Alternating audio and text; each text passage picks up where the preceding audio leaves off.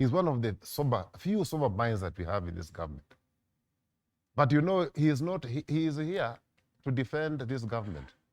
Okay?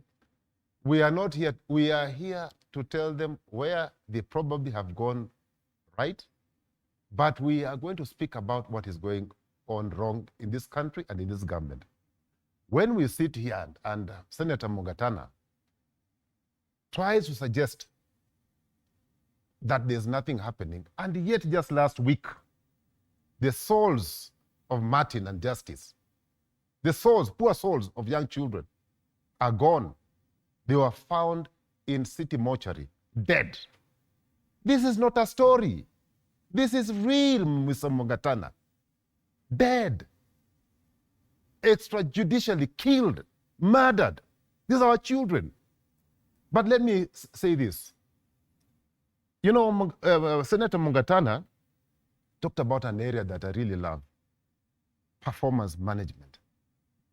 And that ministers or cabinet secretaries should focus on the job that they have been given and do it and report. That's in order. But where you have a government where cabinet secretaries have been given a mandate and they're being micromanaged from State House, you don't expect them to say anything because they have nothing to report, because the boss is one reporting on behalf of. I can give you an example. I'll give you a basic example, which is still live. When a whole president of the Republic of Kenya drives all the way to Mumias with so many state officers to Mumias to issue some fake bonus that doesn't exist, that is a job that should be left to a board of directors and management. But when you have a president doing that job, that is supposed to be not even done by a minister, it's a job that should be left to a board of directors and management. The president has taken over. What do you expect the ministers to do? Let me say this, and Fred. I think let us not blame the cabinet secretaries. Mr. Ruto appointed the first cabinet. In less than 2 years, he fired a number of them.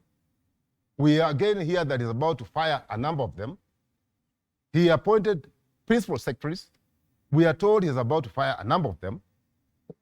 Could it be a case of an incompetent fellow appointing incompetent people, or competent people working under an incompetent person? I think that's the question that we must be asking ourselves. Okay? So let us not, blame game. And in private sector, where I have been for more than 2 decades, the person we put on the chopping board is not a subordinate. We put the head of that institution on the chopping board. And in this case, the person who should be on the chopping board is not a cabinet secretary.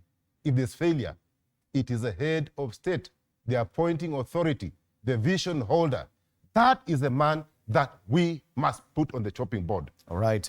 Abductions, the weak links is a big headline on the front page of the Daily Nation. Killer squads back.